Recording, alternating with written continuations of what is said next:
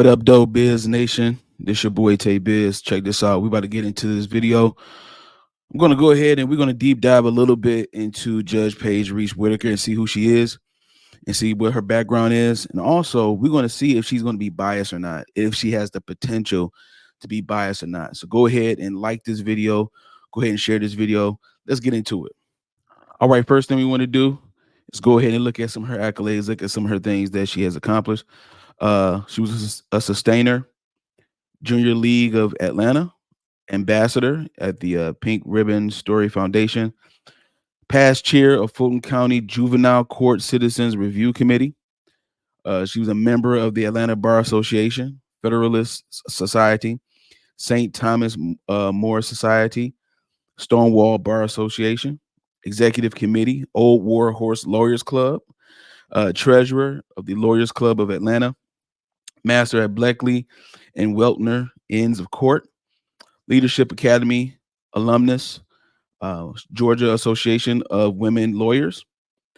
She was a fellow Georgia Williams Policy Institute member. She was the chair of Georgia Commission on Family Violence, Board of Governors, State Bar of Georgia, Senior Assistant Attorney General, Criminal Justice Division, Georgia Department of Law, Deputy District Attorney, Appeals Division, Fulton County District Attorney's Office. Okay. She has her Bachelor of Arts in she's magna cum laude in political science, College of Charleston, 1989. Juris Doctor, Duke University School of Law, 1992. She's been a Superior Court judge in Fulton County from 2017 until now. All right, so let's see what some of the things that she has done. I know there's some cases that she has been involved in before. Let's check them out real quick. The most recent case, I want to talk about a couple recent cases, and one of them is this. Judge allows DA oversight law in Georgia to take effect. All right, here we go. It says here, Augusta Judicial Circuit District Attorney Jared Williams was among a bipartisan group of prosecutors who sought to block a new oversight panel from taking complaints, saying it was an unconstitutional power grab that threatens their ability to choose which cases to pursue and how they discuss their strategy in public. All right. It says here, New Georgia, this is in September of 2023. A new Georgia commission with broad powers to discipline local prosecutors accused of failing to fulfill their legal duties can soon begin accepting formal complaints after a judge rejected a challenge from district attorneys who sought to block the law creating the panel from taking effect. Fulton County Superior Court Judge Paige Reese Whitaker on Friday allowed the prosecuting attorney's qualification commission to begin accepting complaints on Sunday that could lead to sanctions or even the ouster of district attorneys and solicitors. It says here, the decision opened the door for allies of Donald Trump to try to use the commission to punish Fulton County District Attorney Fani Willis after she brought an indictment against the former president, even though Governor Kemp and other Republicans have said there's no evidence she could face sanctions. So she was able to rule on this particular motion here, or this particular high-profile case, to allow prosecuting commission to begin accepting complaints on Sunday. All right, on this particular Sunday or whatever, that could lead to sanctions and ouster of district attorneys and solicitors. Okay, so it opened the door. It opened the door for people to be able to punish these district attorneys, okay, or these prosecutors in the first place. All right, now the question is, has she ever recused herself of any case? This gentleman is named Antonio May. It says here that Fulton County deputies pled not guilty to murder in inmate's 2018 death. Judge presiding over case recuses herself. Let's take a look at this information real quick. In this photo that you see right here, this young man right here, it says here that in the this is a 2015 family photo. May poses with his son Jacoby and Jordan Rickerson.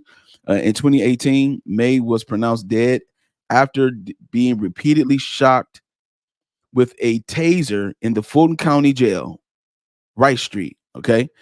On November 16th, 2021, 6 deputy sheriffs were indicted on 5 counts, including felony murder for the alleged treatment of May.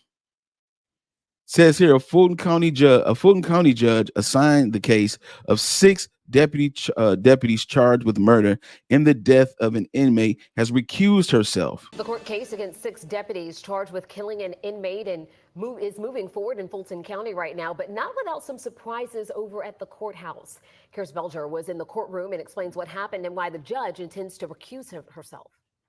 All 6 deputies essentially entered a plea of not guilty today. Only 2 were physically present in court. The others had their attorneys file waivers on their behalf. But before I go more into what happened in court today, just to give you a little background on this case, it goes back to 2018 when a man named Antonio May was arrested for trespassing. At the time, his family said he was having a mental health episode. He was throwing rocks at a building in Atlanta. The GBI says that while he was in jail, he got into a fight with jail staff. May's family alleges the guards beat him and sprayed him with a hose, and he did die at the scene. It was only recently that the DA announced she was going to file charges against the deputies, but today in court, the judge said that she was going to recuse herself, and she also said that she did not believe any Fulton County judge should hear this case. We heard from one of the defense attorneys as well. Here's what he had to say. This judge was a former prosecutor with the Fulton DA's office, and then after that, she became a judge in Fulton County.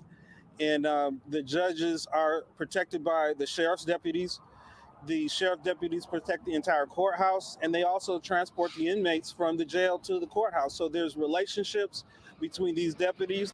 Mr. King also said his client maintains that he is innocent of these charges, and essentially he just wants to move on with this process. All right, so you see it right there that she was able to recuse herself. She had to recuse herself based on the fact of the kind of relationships that she would have with deputies and things of that nature. But also, check this out, though. I want us to look at something real quick because I found this to be very interesting as well. Now, the question is, will she be biased? Will she be biased? We know that she will recuse herself. She did a high-profile case about making sure that that she allowed the commission to accept complaints concerning the local prosecutors and things like that. So she denied the motion for it to be frozen. However, take a look at this real quick. So as you can see, on Monday, April 25th, 2022, from 5:30 to 7:30 p.m. at the Kevin Rathbun Steak house, I guess, there was a fundraiser for her to be reelected. It says, join criminal defense leaders to reelect Judge Paige Reese Whitaker. And who's hosting this? David Botts is on the list of one of the hosts. You have other attorneys, but you have Bruce Harvey and Brian Steele. What does that mean? They are on the YSL case. Who has the case now? Judge Whitaker. Okay. So it's going to be very interesting. Very, very interesting of what happens in this case. 3 out of the 6 of defense attorneys for the YSL trial, they hosted a re-election event for this judge. Is that bias? Is that cause for any type of recusal? I'm not sure. Let me know what you think in the comments, okay? Yo, this your boy Tay Biz. I'm gonna holler at y'all in a minute. Go ahead and like this video. Go ahead and share this video. Real tough. Leave your comments. I'm so curious what you all think. All right. This your boy Tay Biz. Peace.